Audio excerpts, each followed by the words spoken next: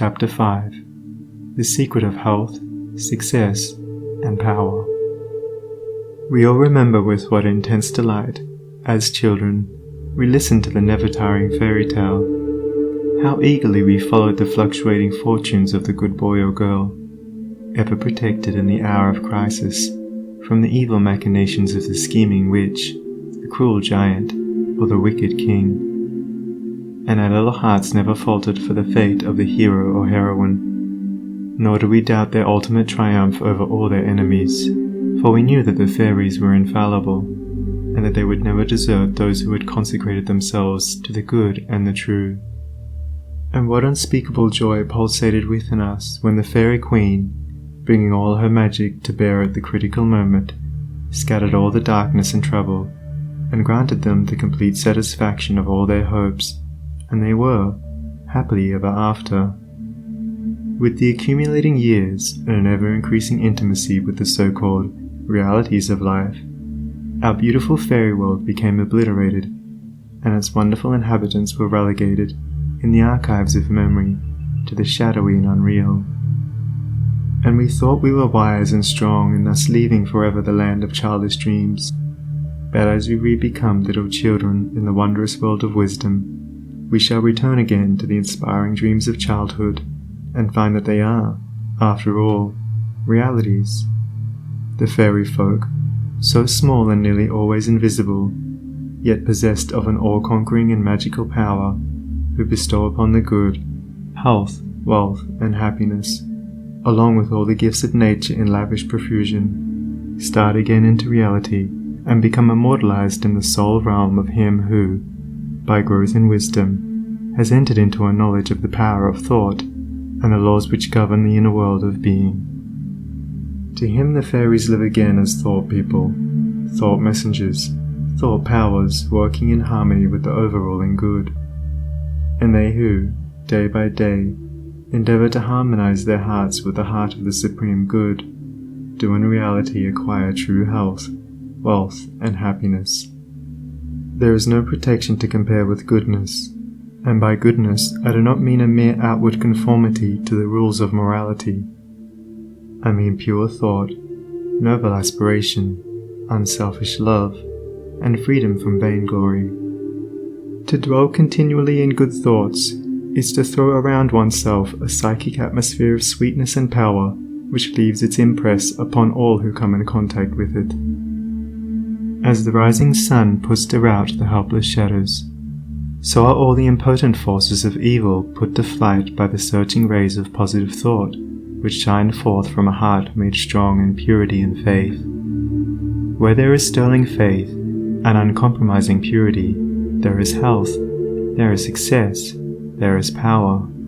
In such a one, disease, failure, and disaster can find no lodgment, for there is nothing on which they can feed.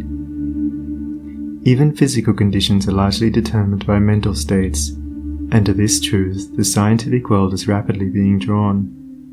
The old, materialistic belief that a man is what his body makes him is rapidly passing away, and is being replaced by the inspiring belief that a man is superior to his body, and that his body is what he makes it by the power of thought. Men everywhere are ceasing to believe that a man is despairing because he is dyspeptic, and are coming to understand that he is dyspeptic because he is despairing. And in the near future, the fact that all disease has its origin in the mind will become common knowledge. There is no evil in the universe but has its root and origin in the mind, and sin, sickness, sorrow, and affliction do not, in reality, belong to the universal order, are not inherent in the nature of things, but are the direct outcome of our ignorance of the right relations of things. According to tradition, there once lived, in India, a school of philosophers who led a life of such absolute purity and simplicity that they commonly reached the age of 150 years, and to fall sick was looked upon by them as an unpardonable disgrace, for it was considered to indicate a violation of law. The sooner we realize and acknowledge that sickness, far from being the arbitrary visitation of an offended God, or the test of an unwise providence, is the result of our own error or sin, the sooner we shall enter upon the highway of health. Disease comes to those who attract it, to those whose minds and bodies are receptive to it, and flees from those whose strong, pure, and positive thought sphere generates healing and life-giving currents. If you are given to anger, worry, jealousy, greed, or any other inharmonious state of mind and expect perfect physical health, you are expecting the impossible, for you are continually sowing the seeds of disease in your mind.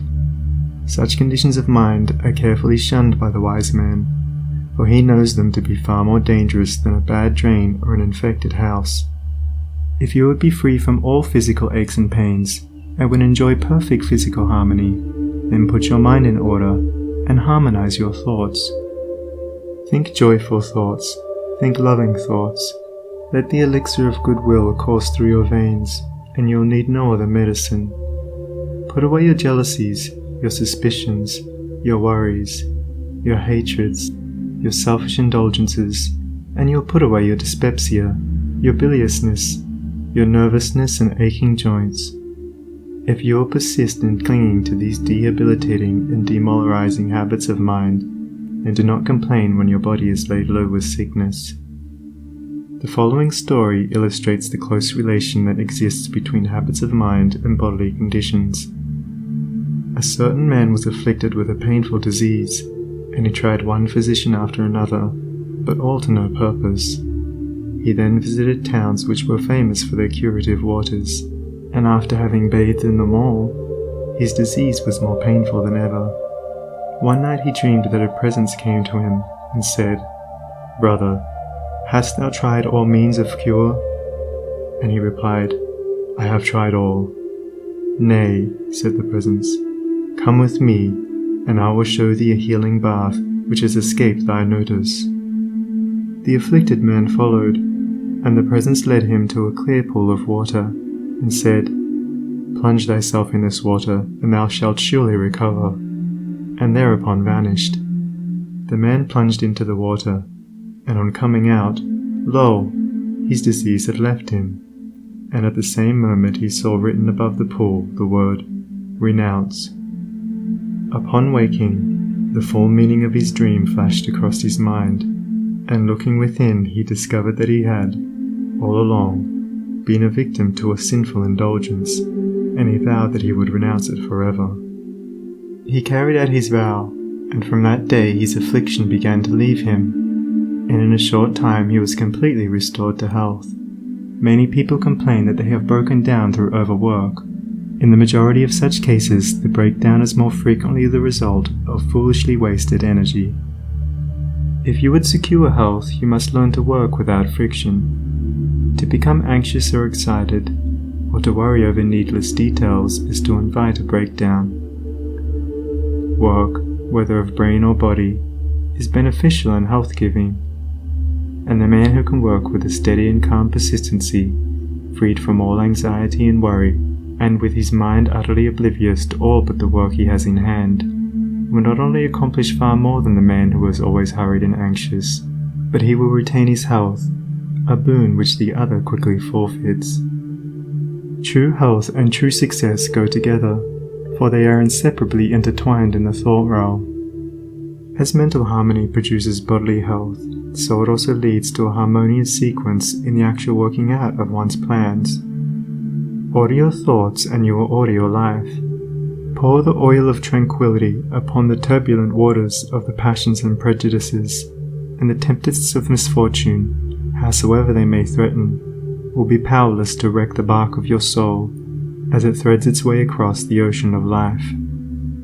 And if that bark be piloted by a cheerful and never-failing faith, its course will be doubly sure, and many perils will pass it by which would otherwise attack it. By the power of faith, every enduring work is accomplished. Faith in the Supreme, faith in the overruling law, faith in your work, and in your power to accomplish that work. Here is the rock upon which you must build if you would achieve, if you would stand and not fall.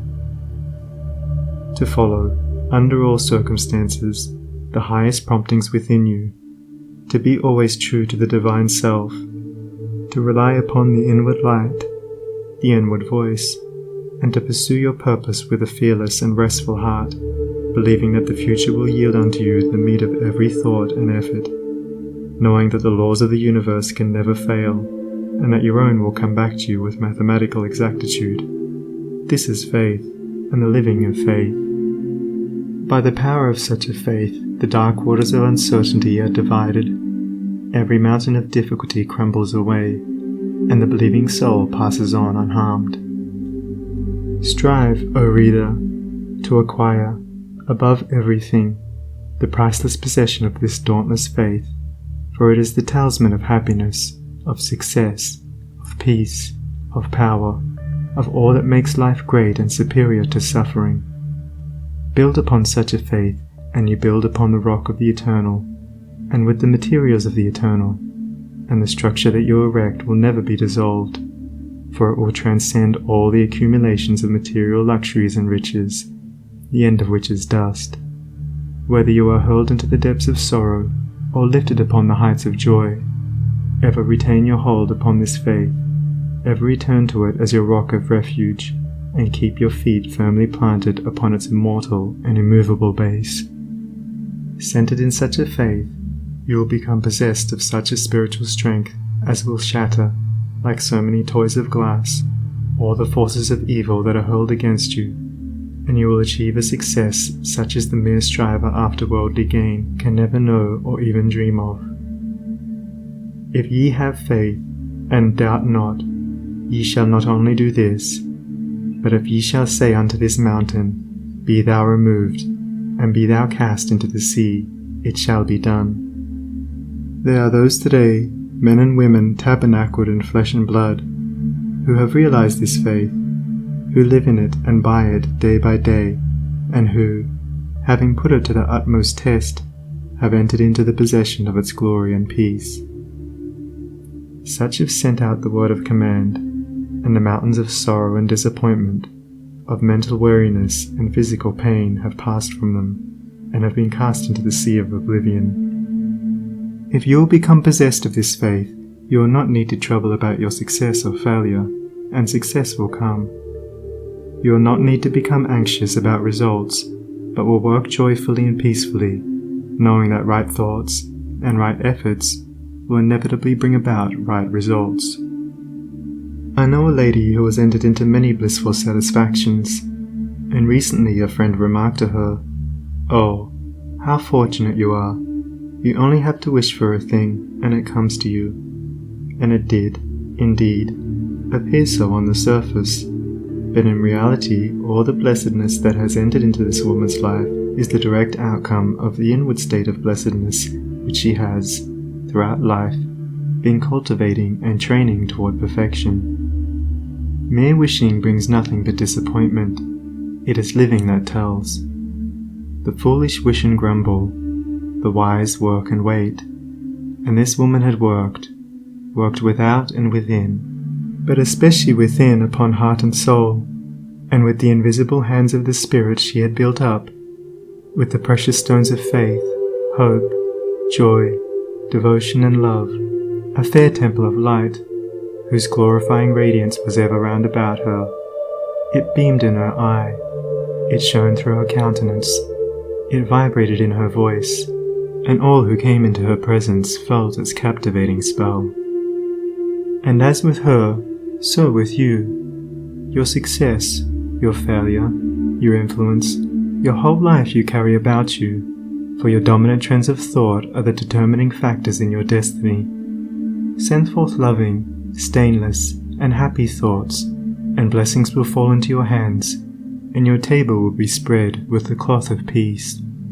Send forth hateful, impure, and unhappy thoughts, and curses will rain down upon you, and fear and unrest will wait upon your pillow.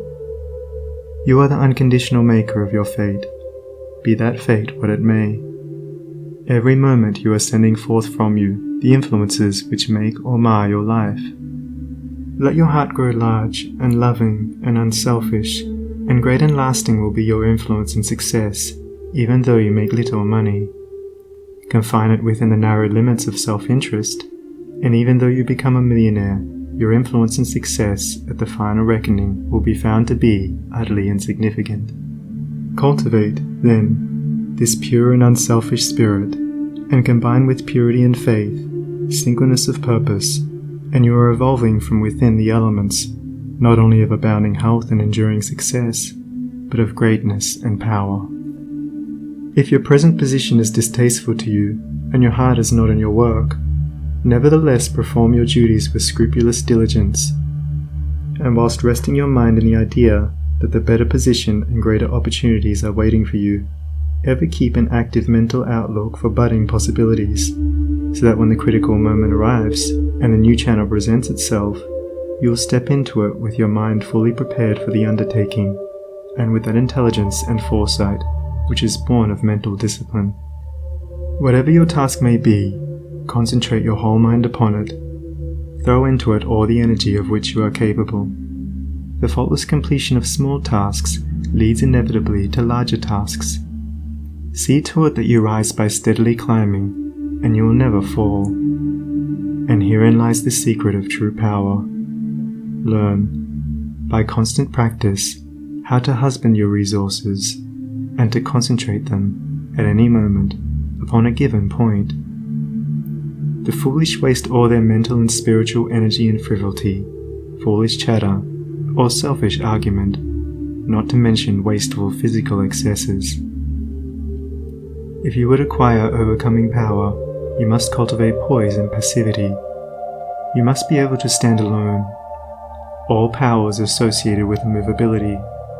The mountain, the massive rock, the storm-tried oak, all speak to us of power, because of their combined solitary grandeur and defiant fixity, while the shifting sand, the yielding twig, and the waving reed speak to us of weakness, because they are movable and non-resistant, and are utterly useless when detached from their fellows. He is the man of power who, when all of his fellows are swayed by some emotion or passion, remains calm and unmoved. He only is fitted to command and control who has succeeded in commanding and controlling himself. The hysterical, the fearful, the thoughtless and frivolous, let such seek company, or they will fall for lack of support. But the calm, the fearless, the thoughtful, and let such seek the solitude of the forest, the desert, and the mountain top, and to their power more power will be added, and they will more and more successfully stem the psychic currents and whirlpools which engulf mankind. Passion is not power, it is the abuse of power, the dispersion of power. Passion is like a furious storm which beats fiercely and wildly upon the embattled rock, whilst power is like the rock itself, which remains silent and unmoved through it all. That was a manifestation of true power when Martin Luther, wearied with the persuasions of his fearful friends, who were doubtful as to his safety should he go to Worms, replied, "If there were as many devils in Worms as there are tiles on the housetops, I would go." And when Benjamin Disraeli broke down in his first parliamentary speech, and brought upon himself the derision of the House, that was an exhibition of germinal power when he exclaimed, "The day will come when you will consider it an honour to listen to me."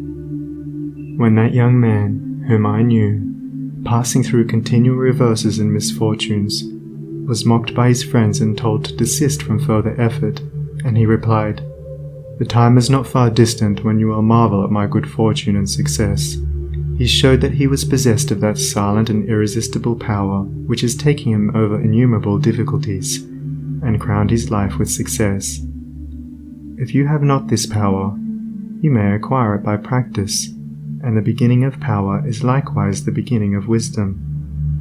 You must commence by overcoming those purposeless trivialities to which you have hitherto been a willing victim.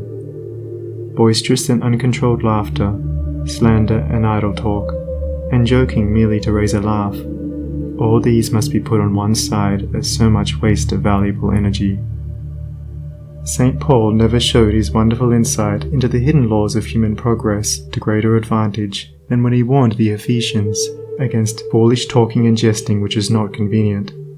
For to dwell habitually in such practices is to destroy all spiritual power and life. As you succeed in rendering yourself impervious to such mental dissipations, you will begin to understand what true power is, and you will then commence to grapple with the more powerful desires and appetites which hold your soul in bondage and bar the way to power, and your further progress will then be made clear. Above all, be of single aim. Have a legitimate and useful purpose, and devote yourself unreservedly to it. Let nothing draw you aside. Remember that the double-minded man is unstable in all his ways. Be eager to learn but slow to beg. Have a thorough understanding of your work, and let it be your own. And as you proceed, ever following the inward guide, the infallible voice, you will pass on from victory to victory, and will rise step by step to higher resting places, and your ever-broadening outlook will gradually reveal to you the essential beauty and purpose of life. Self-purified, health will be yours. Faith protected, success will be yours. Self-governed, power will be yours.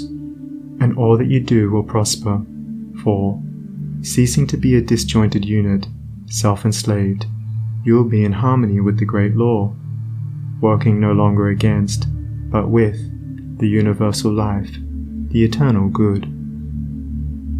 And what health you gain, it will remain with you. What success you achieve will be beyond all human computation, and will never pass away. And what influence and power you wield will continue to increase throughout the ages, for it will be a part of that unchangeable principle which supports the universe. This, then, is the secret of health, a pure heart and a well-ordered mind.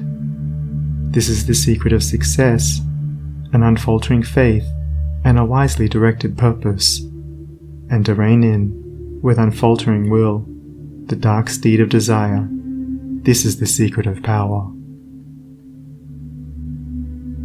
All ways are waiting my feet to tread, the light and dark, the living and the dead, the broad and narrow way, the high and low, the good and bad, and with quick step or slow, I now may enter any way I will, and find, by walking, which is good, which ill. And all good things my wandering feet await, if I but come, with vow inviolate, unto the narrow, high and holy way of heart-born purity, and therein stay, walking, secure from him who taunts and scorns, to flowery meads across the path of thorns. And I may stand where health, success, and power await my coming, if, each fleeting hour, I cling to love and patience, and abide with stainlessness, and never step aside from high integrity. So shall I see at last the land of immortality. And I may seek and find, I may achieve, I may not claim, but, losing, may retrieve.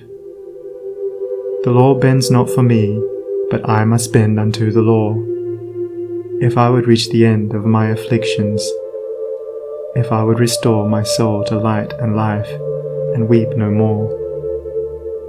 Not mine the arrogant and selfish claim to all good things, be mine the lowly aim, to seek and find, to know and comprehend, and wisdom-ward all holy footsteps wend.